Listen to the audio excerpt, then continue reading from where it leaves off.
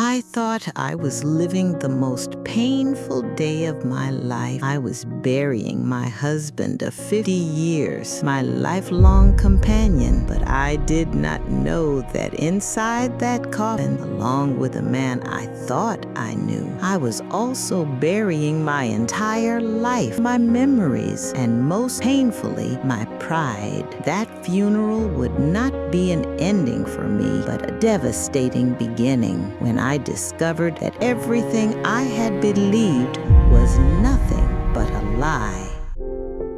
When I first met my husband, Richard, we were both so young, full of dreams. He was my first and only love, and I was the light of his eyes. In the 50 years we spent together, raising 2 children and cherishing our grandchildren in the warmth of our home, not once did I have a reason to doubt him, for to me, he was the very embodiment of honesty, loyalty, and trust. Of course, in the past few years, I had begun to sense something strange. He was more absent-minded than before, and there were those sudden business trips out of town that he never fully explained. Small details, perhaps, but telling ones. Yet every time I dismissed those seeds of suspicion, blaming it on his age or the pressure of work. And because I couldn't bring myself to believe such things of the man I loved for half a century, I ended up ashamed of my own doubts. The night the phone rang,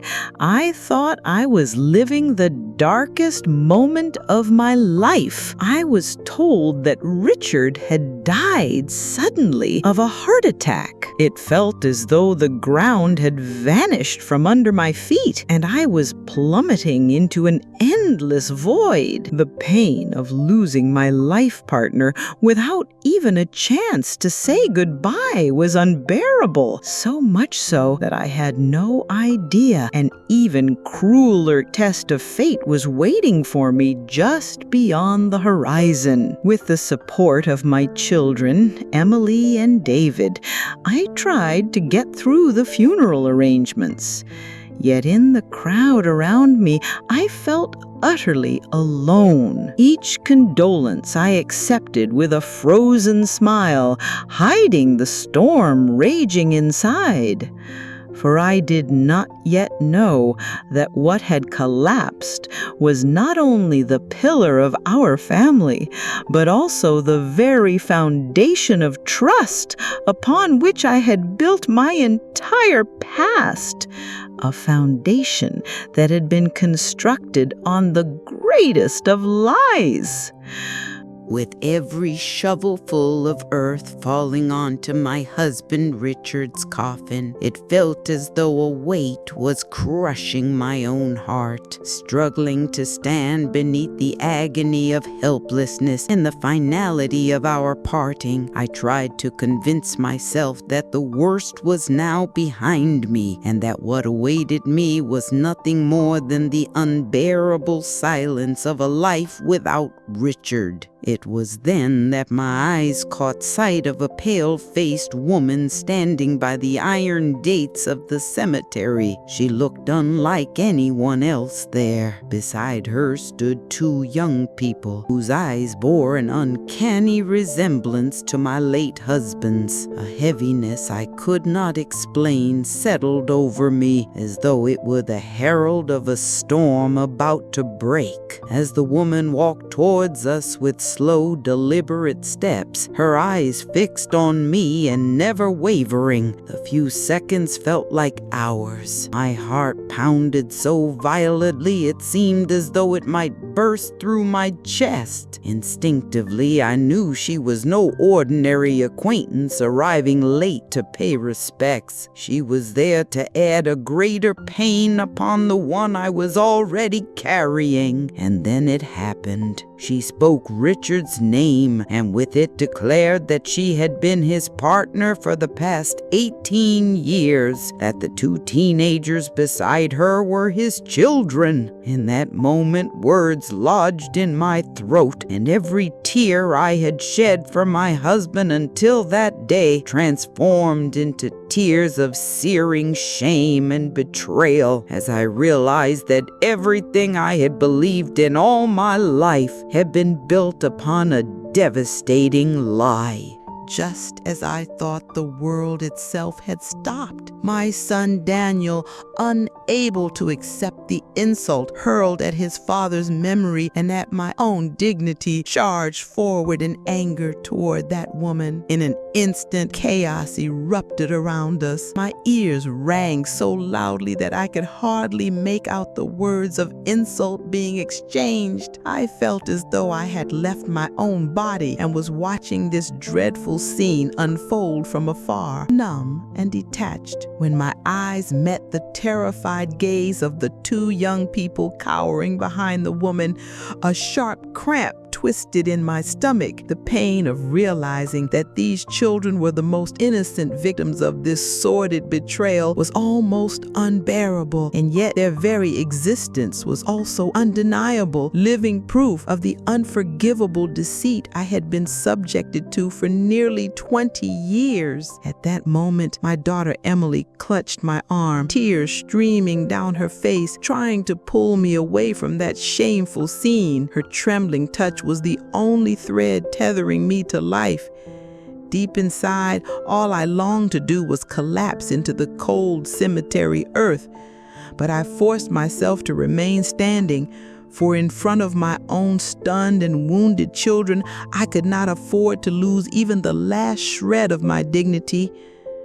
The car ride back to what had once been our home, now nothing more than a temple of lies, was wrapped in a suffocating silence.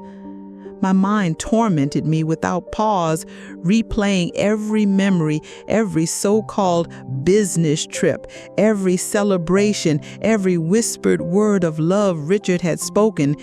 Each recollection was now poisoned by the weight of this terrible truth, a truth that had shattered not only my trust, but the very foundation of the life we had built together. When I stepped through that door, it felt as though I wasn't entering my own home at all, but a museum furnished with the memories of a stranger. Every photograph on the wall, every trinket tucked into the corners of the living room, every ornament Richard and I had once chosen together. None of them spoke of joy anymore. Instead, they stood as stage props in the grand deception that had been my life. I could feel my son Daniel's anger reverberating against the very walls, while my daughter Emily busied herself with phone calls, already searching for practical solutions. In that moment, I realized how different their grief was from mine. They were mourning the father they thought they knew, while I was facing the shattering truth that the marriage I had devoted my entire life to had never truly existed. As words like inheritance, estate, lawyers, and honor spilled from my children's lips, they swirled around my head like a meaningless drone. My thoughts were not on wealth or property, but trapped in the tormenting spiral of trying to pinpoint when, where, and how the first link of this monstrous chain of betrayal had begun. Unable to bear their plans any longer, I fled to the most intimate space Richard and I had shared, our bedroom. There, an agonizingly desperate hope took root within me, the hope of uncovering some forgotten letter, some misplaced note, some tiny clue that might explain this cruel deceit. It was a futile, painful longing, yet I could not silence it. Perching on the edge of the bed where I had spent 50 years of my life, I felt as though the dusty cardboard box in my lap weighed heavier than a gravestone. The knowledge that whatever lay inside would either confirm my worst nightmares or offer the faintest thread of meaning to this unthinkable betrayal pressed down on me so hard I could scarcely breathe. The first photograph I pulled out showed my husband, Richard, laughing with that woman on a sunlit beach holiday, a trip I now realized had taken place during one of his so-called urgent business trips. In that instant, the last foolish shred of hope clinging to the idea of some terrible misunderstanding shattered completely. Beneath the photographs, I unearthed documents I hadn't even known existed. The deed to a house I had never heard of, and birth certificates legally binding Richard to that woman and her children. The grief I had been carrying, abstract, emotional, almost unreal, suddenly hardened into ink and paper, into a truth so cold and irrefutable that no denial was possible. But the true devastation came when I uncovered a small notebook, Richard's careful ledger of his secret life. Within its pages lay the accounting of everything he had stolen from us. Birthday presents purchased with money siphoned away. Mortgage payments made on a home that wasn't ours. As I read, the grief in my chest slowly calcified, cooling into a silent, unshakable fury. When I caught sight of my reflection, of that hollow, broken woman, I realized that the loving wife, the steadfast pillar of a happy family, the woman who had believed with absolute certainty in the truth of every moment of her life, was nothing more than a fictional character written into the pages of a great deception. It felt as though my soul had slipped away from my body, leaving me to stare at the ghost of a stranger haunting the ruins of a 50-year life. Carrying the box that now served as my shield, packed with proof of every lie, I stepped out of that memory-laden bedroom and found myself strangely detached from the noisy arguments of my children who fought over inheritance and honor. Their quarrels seemed so small compared to what I carried, the monumental task of gathering up the wreckage of an entire life and somehow beginning again. In the midst of all that chaos, I clung to the simple ritual of brewing a pot of tea, an ordinary act that, in a world suddenly spinning off its axis, offered me the smallest fragment of control.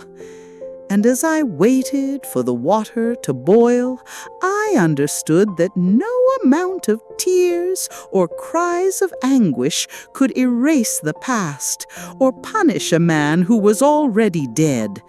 Only calm, deliberate thought could carve a path forward. When I saw the astonishment on my children's faces at my unexpected composure, I realized they still saw me as a fragile victim, heartbroken, dependent, in need of protection. What they did not yet grasp was that the naive woman who had walked into that bedroom an hour earlier had, in a sense, died there. In her place now stood someone new, not hardened by love for a man who had never truly existed, but by the fire of the truths she had uncovered. At that moment, I understood that mourning was a luxury I could no longer afford.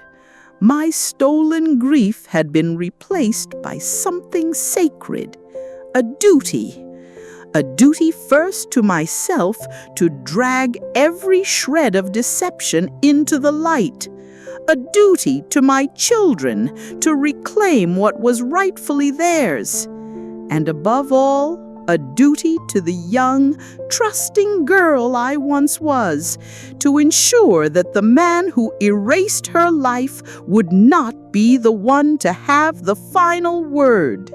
At that moment, the grieving family huddled in the kitchen seemed to dissolve, and in its place rose something far more resolute, a war council bound by a shared purpose. I could feel the suffocating weight of sorrow lift, replaced by a charged determination that almost crackled in the air.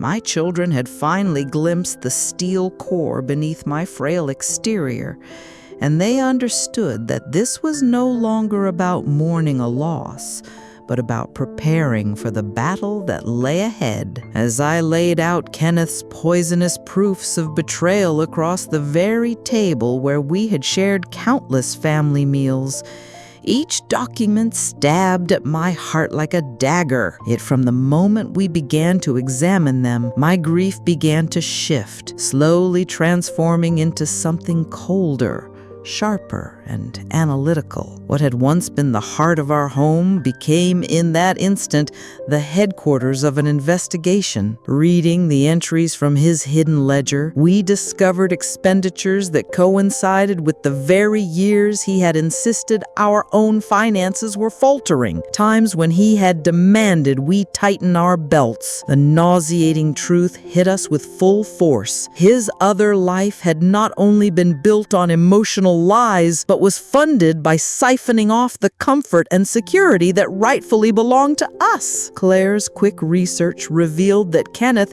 had not simply provided that second family with the basics of survival, he had furnished them with a life of luxury and privilege, far beyond even what we had believed was our own standard. With that revelation, the sense of betrayal ceased to be merely personal. It became a calculated and cruel act of financial plunder committed against his own blood. And it was in that moment of dreadful clarity, not merely of a secret's existence, but of a meticulously executed deception carried out over decades, that I understood our first move could not be some noisy, emotional confrontation. No, we would need to collect every scrap of evidence silently and methodically. That way, when we finally struck, it would not be with fragile words, but with the undeniable crushing force of an avalanche. The week following the funeral dissolved into something entirely unrecognizable. Our shared mourning gave way to a feverish investigation, and my kitchen table, once a place of Sunday roasts and birthday cakes, had transformed into an operations hub, cluttered with maps, bank statements, and legal notes. Each of us assumed a role in this ruthless new family enterprise, burning ourselves out in sleepless, tense days and nights. Yet nothing chilled me more than seeing the face of the woman who had stolen my life, not among the tombstones, but on the cold glow of a computer screen. There she was, smiling like any ordinary mother, her domestic cheerfulness rendering her complicity in Kenneth's colossal deception all the more monstrous, all the more incomprehensible. The moment we uncovered the shell company Kenneth had built, nothing more than a legal smokescreen designed to funnel our family's savings into his other life, the truth struck like ice. What we faced was no mere emotional betrayal. It was a long-term, meticulously orchestrated financial conspiracy. As we cross-referenced Kenneth's cryptic notes in his hidden ledger with the secret transfers buried in the bank's records, The puzzle pieces clicked into place with horrifying precision. Each connection brought a bitter satisfaction. The more clearly the picture of his treachery emerged, the more weapons we found ourselves armed with for the war to come. Looking out into the garden, once a living witness to our shared life, I understood with painful clarity that the woman who had tended those plants with love, who had built a home out of devotion, was gone forever. In her place stood someone new, a woman who had learned that justice, like an overgrown garden, could only flourish once every poisonous weed had been methodically uprooted one by one, until the ground was finally clean for something pure to grow again. Despite the feverish digital investigation that had handed us countless cold, concrete data points, spreadsheets, addresses, bank transactions, I realized in the end that all it left us with was a wall of numbers. To truly grasp the shadow life Kenneth had built, we would have to step away from the screens and walk directly into the physical reality of his lies. When I announced my decision to travel to the city that had served as the stage for his secret life, the words seemed to hang in the air, weighted with unspoken fears and risks. Yet, in the silence that followed, I felt Daniel and Claire's quiet, unwavering support. They understood, just as I did, that however terrifying it might be, this journey into the heart of our family's pain was the next necessary step. The preparations had a surreal, almost clandestine quality. From discreetly booking a small hotel room to seeking legal advice on how to observe without revealing ourselves, every detail felt less like planning a trip and more like a carefully crafted reconnaissance mission. An intelligence-gathering operation designed to move through enemy territory without exposing our position. As we left behind the familiar streets of our own lives, the silence filling the car was almost suffocating. Each of us sat steeling ourselves, imagining not only the ugly truths we might uncover, but also the emotional wreckage of confronting the tangible evidence of a life Kenneth had financed and built entirely without us. Watching the sun sink lower on the horizon as we drove, I understood something with piercing clarity. The woman who had collapsed in grief at her husband's funeral only weeks earlier no longer existed. That woman had been buried along with Kenneth. The person traveling down that motorway now was not the widow of a man, but the widow of an illusion, a 50-year deception, and she burned with only one desire: to obtain the truth in its final, complete, and devastating form. As we drove through that unfamiliar yet hauntingly recognizable neighborhood, every neatly trimmed lawn and every house glowing with warm light from its windows seemed like a monument built directly from the wealth stolen out of our own lives. It was suffocating, as though each brick of those homes pressed down on us, a personal insult embodied in the perfect lie Kenneth had so carefully constructed. At last, we stood face to face with the house we had only ever seen in grainy satellite images. Its windows radiated warmth, and a child's bicycle, casually left by the doorway, transformed it from just another property listed on a title deed into the throbbing heart of the secret family life my husband had been nurturing in the shadows. Watching the woman who had shared my husband and her teenage son interact casually on the doorstep of the home Kenneth had bought them, I was overwhelmed by a nauseating sense of voyeurism. They moved with such ordinary ease, utterly unaware that just down the road, 3 silent witnesses sat in the darkness, watching their happiness as though it were a stage play, an unwitting performance of joy that to us was nothing short of a tragedy. Without a word, Daniel, Claire, and I reached a mutual, unspoken agreement. We had seen enough for one night. To stay longer would risk an uncontrollable outburst, one that could destroy the quiet strength we needed to carry out our purpose. We retreated to the sterile anonymity of our hotel room, where the crushing weight of what we had just witnessed could settle upon us without the danger of a sudden confrontation.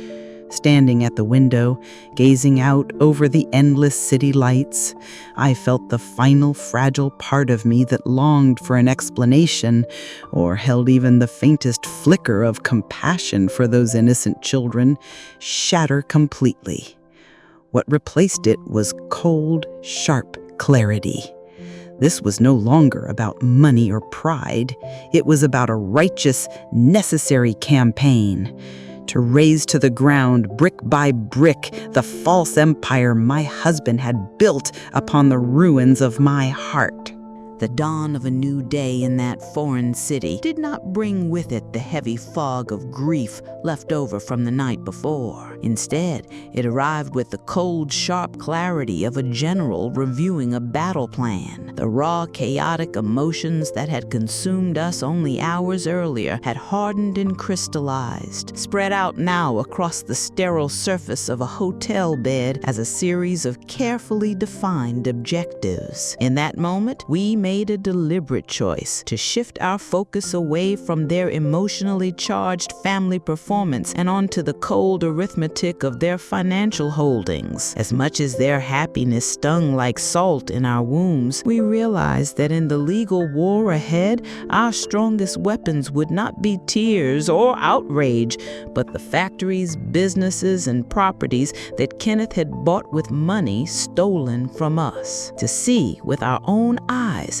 the thriving enterprise that my husband had secretly poured his energy and ambition into while telling us that his real business was faltering felt like a betrayal even deeper than discovering the house. It was not only our wealth that had been stolen, but also his professional focus and creative passion, assets we had believed belonged to the family he built with me. As we sifted through the day's discoveries, the sobering truth settled over us. This was far more complex and far more cleverly concealed than we had ever imagined.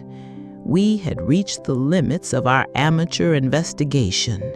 If we were truly to dismantle the dark edifice of Kenneth's corporate deceit, we would need a professional, someone capable of navigating the labyrinth of shell companies and hidden accounts he had constructed. For me, it was a painful but undeniable realization. To keep the vow I had made, to tear down this false empire from its very foundations, I would have to silence my instinct to handle matters quietly on my own. Instead, I would need to adopt the same impersonal, clinical tools of the world Kenneth once moved so easily within. To defeat a meticulous liar, I had to become an even more meticulous seeker of truth, even if it meant inviting a stranger into the most painful and intimate corners of my shattered life.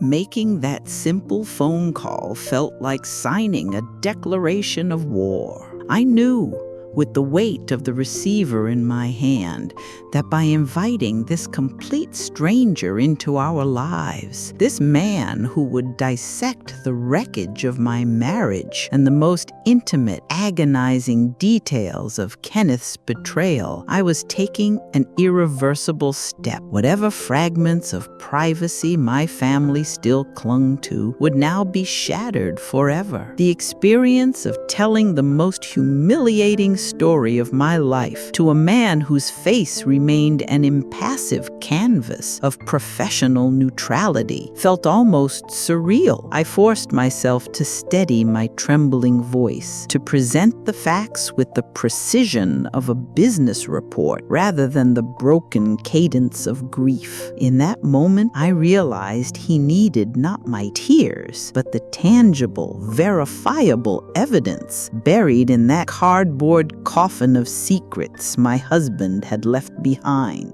As I watched this seasoned professional take the chaotic, emotional fragments of our tragedy and begin with brisk efficiency to structure them into the outline of a case file, I felt a strange current of relief slip between the cracks of my dread. His sharp questions, his instant grasp of the financial labyrinth Kenneth had built, confirmed that in seeking a guide through this hostile terrain, we had made the only possible choice. Alone, we would have been lost. When our newly appointed commander in this clandestine war gave us our first orders to step back from the front lines, return to our daily lives, and resume the role of an unsuspecting, grieving family, I recognized the seismic shift that had just taken place within us. The idea of playing the part of mourners while a hidden battle raged in our name seemed almost impossible, and yet it was the only way. On the drive home, I felt the deep transformation of my own state of mind.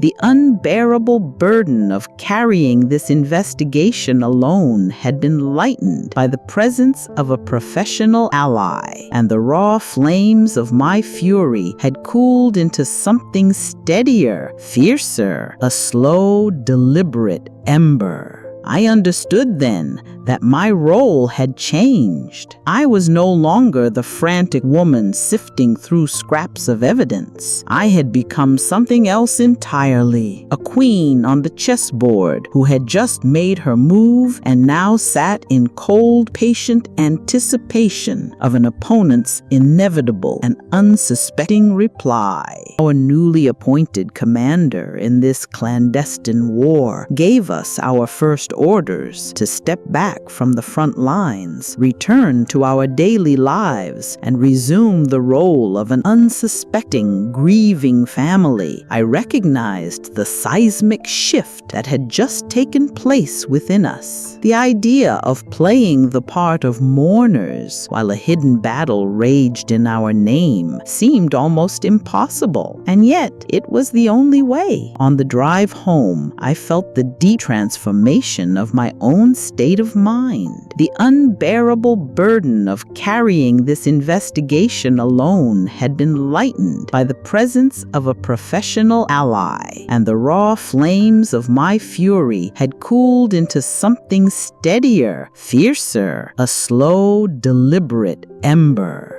I understood then that my role had changed. I was no longer the frantic woman sifting through scraps of evidence. I had become something else entirely, a queen on the chessboard who had just made her move and now sat in cold, patient anticipation of an opponent's inevitable and unsuspecting reply. Stepping once more into the house that had once been my sanctuary, and the center of my world brought with it a jarring sense of dissonance.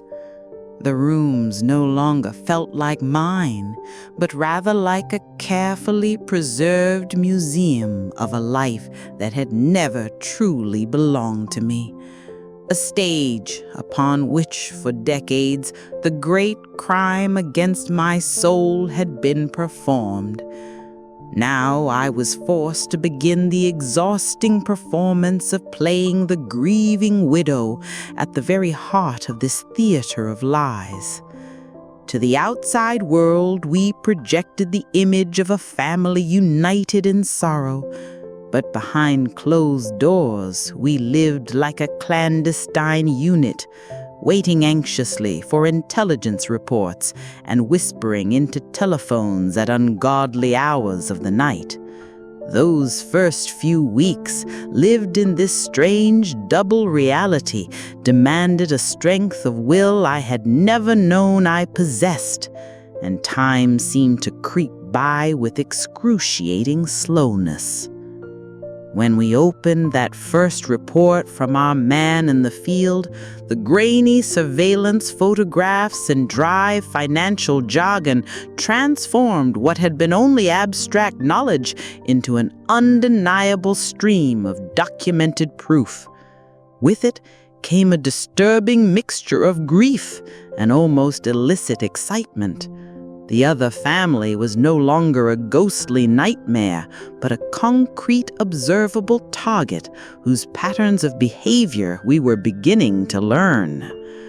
The ordeal of enduring the endless praises of well-meaning friends who spoke of Kenneth's supposed honesty and loyalty was like a torture in itself. Each glowing word pierced my heart like a blade, for I alone knew the truth. He had been a master manipulator and a thief. To smile and nod while listening to the legend of a man I knew to be a fraud felt like a silent betrayal of my own reality, a fresh wound with every second of false complicity. At night, I found a strange solace in the quiet, methodical violence of tending to my garden. Cutting away the dead, overgrown branches became a powerful metaphor for the process I was living through. True healing, I realized, and the possibility of new growth could only begin once I had patiently, deliberately, and sometimes mercilessly pruned away every rotten piece of the past that was choking the future.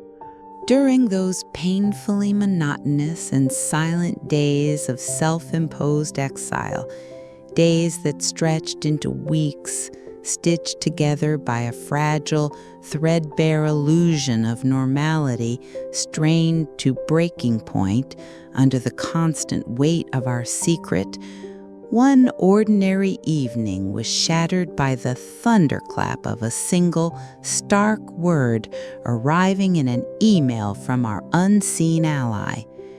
That message would prove either the herald of our ultimate victory or the opening bell of a new and unprecedented turmoil in our pursuit of justice. The moment we read the investigator's report, revealing not only my husband's infidelity, but also his reckless corporate fraud, gambling away the very company he had inherited from his father, the very company upon which our legitimate family's future was meant to rest, we understood that his betrayal had passed far beyond the realm of personal deception. It had crossed into the cold and unforgiving territory of serious criminal law. When we realized together that Damien had placed into our hands not just a clue, but their Achilles heel itself, in the form of a fraudulent credit agreement,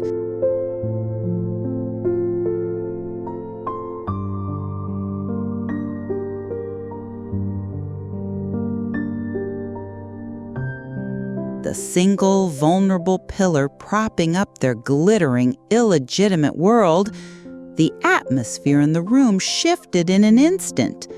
What had been a passive exercise in intelligence gathering crystallized into the icy urgency of strategic planning. In that moment, the man I had once loved, then mourned, and finally despised, ceased to exist as a person in my eyes.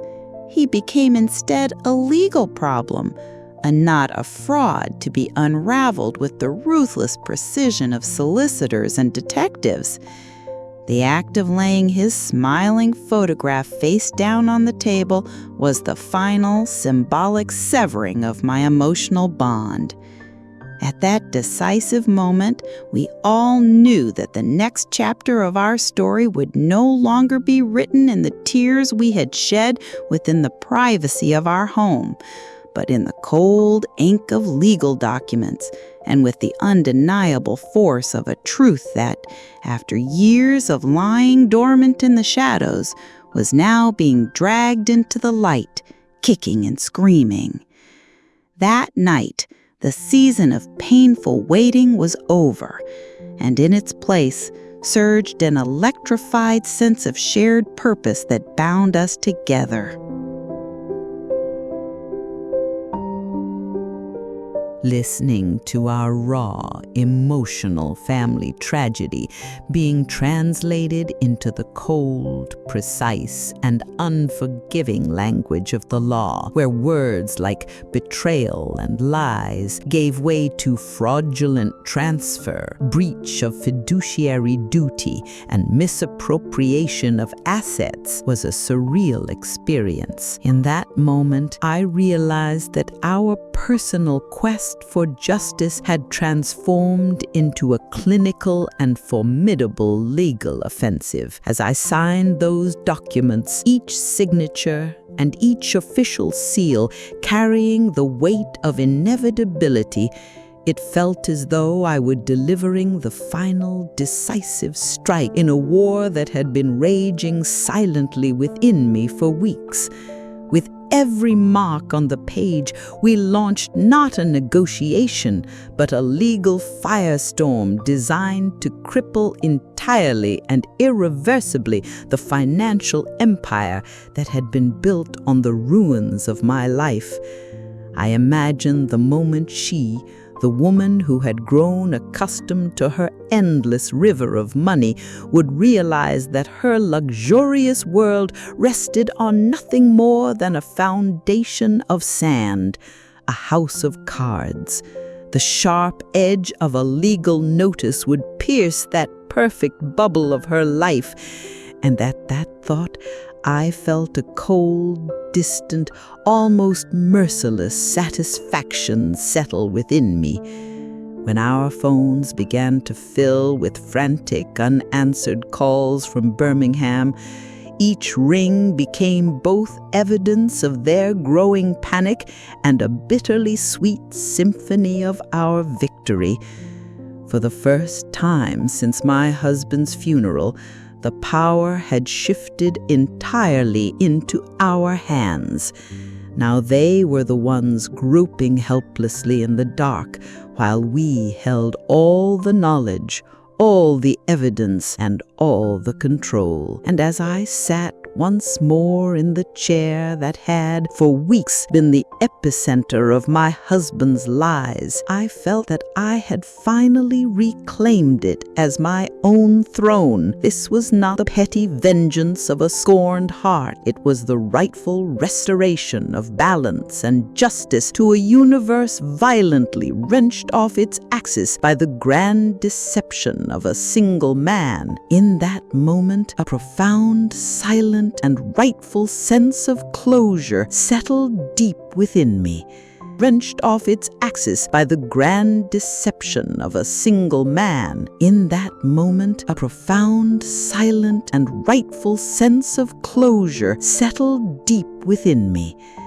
Listening to our raw, emotional family tragedy being translated into the cold, precise, and unforgiving language of the law, where words like betrayal and lies gave way to fraudulent transfer, breach of fiduciary duty, and misappropriation of assets, was a surreal experience. In that moment, I realized that our personal quest for justice had transformed into a clinical and formidable legal offensive. As I signed those documents, each signature and each official seal carrying the weight of inevitability, it felt as though I were delivering the final decisive strike in a war that had been raging silently within me for weeks. With every mark on the page, we launched not a negotiation, but a legal firestorm designed to cripple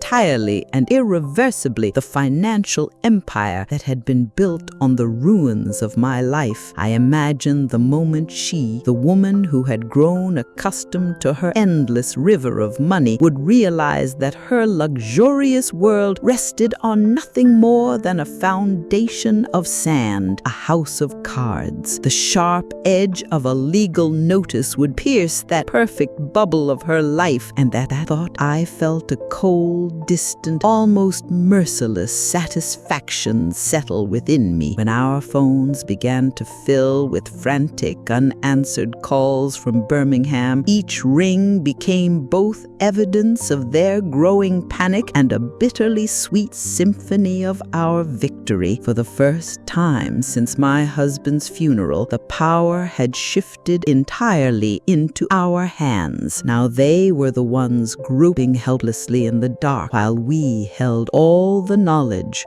all the evidence, and all the control. And as I sat once more in the chair that had, for weeks, been the epicenter of my husband's lies, I felt that I had finally reclaimed it as my own throne. This was not the petty vengeance of a scorned heart. It was the rightful restoration of balance and justice to a universe violently wrenched off its axis by the grand deception of a single man. In that moment, a profound, silent, and rightful sense of closure settled deep within me. After the first storm of their panicked, unanswered phone calls gave way to a nerve-shredding 2 days of silence, that fragile calm was finally shattered by the shrill cry of our own doorbell, an unmistakable signal that the enemy, with supply lines cut, had abandoned their fortress and now stood defenseless and desperate on our threshold. In that critical moment, as my children argued over our next move with a mix of anger and raw caution, I realized my own transformation was complete. No longer driven by passion's fire, I moved instead with the cold poise of tactical superiority. For true power, I understood, did not lie in refusing to see one's enemy, but in allowing them to enter our domain on our terms and under our absolute control. The almost theatrical satisfaction of seeing this woman, who had held an invisible share in my life for nearly 20 years, finally standing in my own home, stripped of my husband's lies and of all financial power, was undeniable. Her voice cracked, not with remorse, but with the selfish panic of someone whose easy existence had been abruptly terminated, revealing at last the transactional, self-serving nature of the relationship she had hidden behind for so long. When she realized she had not walked into the presence of a hysterical, grieving widow to be manipulated, but into a meticulously prepared legal trap, where every word was witnessed and every emotional plea rendered meaningless by the cold, concrete truths of the law she had willfully ignored for years, the shift in power within the room was almost tangible. And in that silent exchange, I met her desperate gaze not with hatred or fury, but with the vast, freezing emptiness of someone who no longer existed, for her as a rival or a victim, but only as a legal obligation. A blemish in a fraudulent inheritance, soon to be efficiently and mercilessly erased. That unspoken message, beyond the reach of words, marked the true and final end of it all. In the deafening silence that followed her defeated departure from my home, the only sound that remained in the room was the cold, detached voice of our solicitor. With clinical precision, he laid out the terms of the inevitable surrender, spelling out that the legal checkmate we had engineered left our adversary with no choice but to accept complete capitulation or face the far harsher consequences of a public criminal trial. Watching the false empire built upon my suffering collapse, not in dramatic outbursts, but under the relentless bureaucratic grinding of the legal machinery we had set in motion, I felt no elation, no impulse for celebration. The emotionless and methodical process of reclaiming what was rightfully ours brought only a somber sense of order restored. Nothing more, nothing less. When we decided on the final conditions for the other family, I knew the decision had not sprung from some lingering mercy or any desire for magnanimity. On the contrary, it was born from a cold, practical logic that understood the purest victory requires cutting every tie. We gave them just enough to vanish from our lives forever, ensuring we would never again be haunted by their presence or burdened by the wreckage of the fraudulent empire they had built. As I watched my children, shouldering the weight of a family company nearly destroyed by their own father's betrayal, step forward to reclaim what was theirs, I felt a bittersweet ache.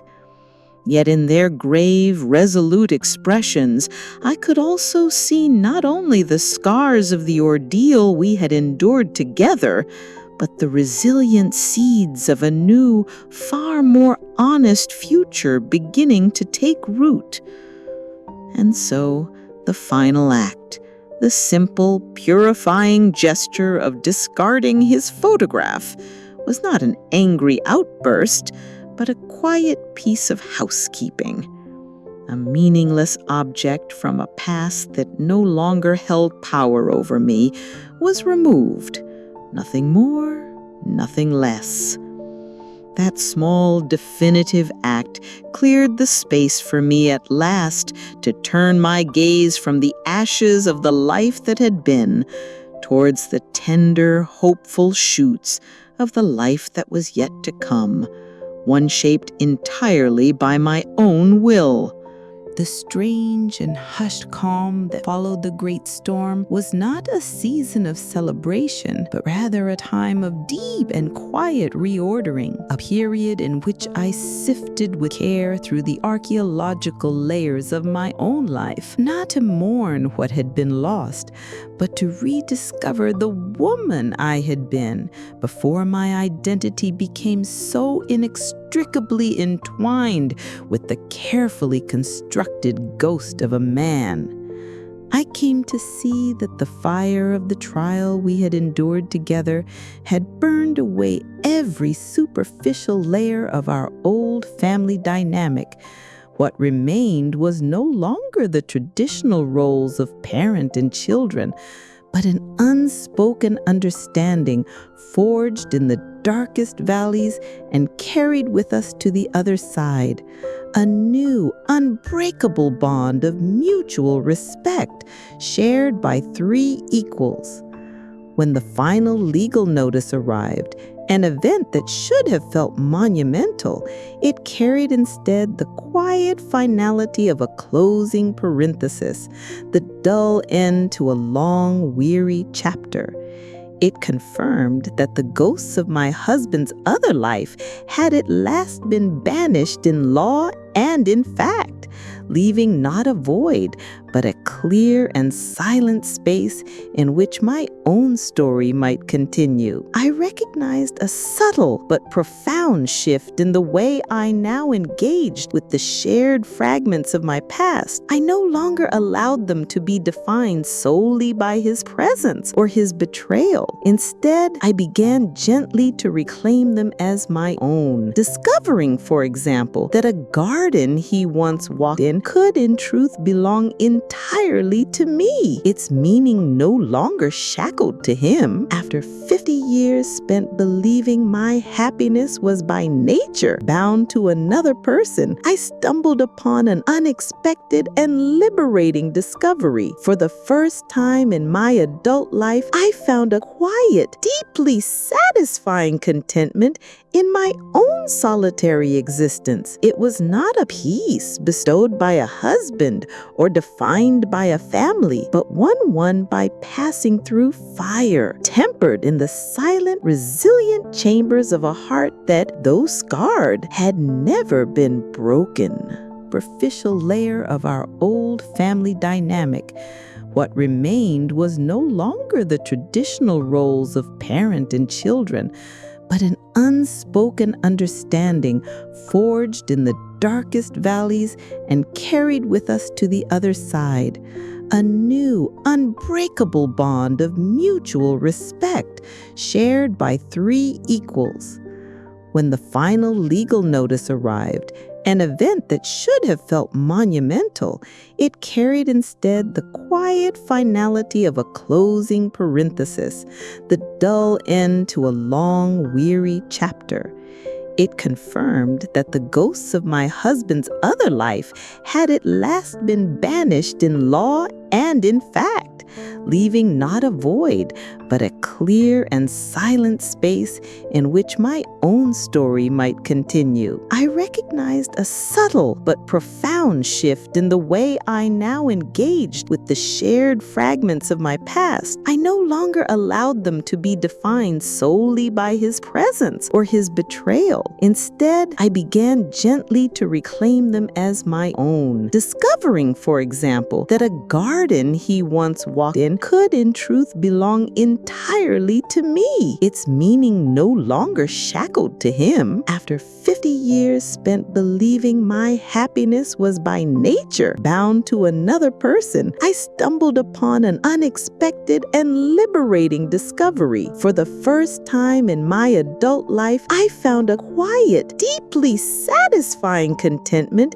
in my own solitary existence. It was not a peace bestowed by a husband or defined by a family, but one won by passing through fire, tempered in the silent, resilient chambers of a heart that, though scarred, had never been broken.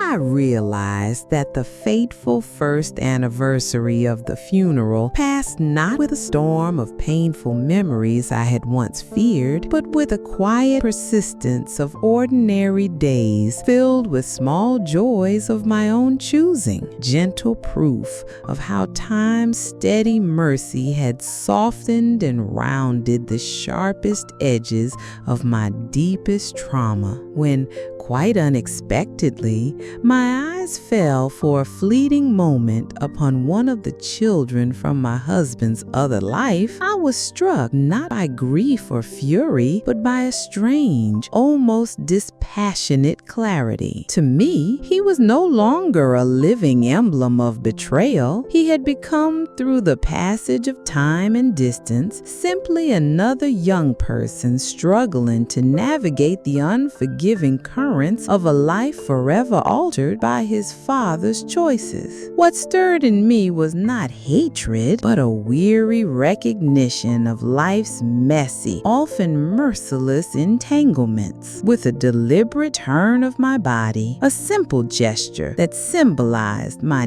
deeper decision not to let the ghosts of their consequences occupy my emotional landscape any longer, I chose to walk away from that scene.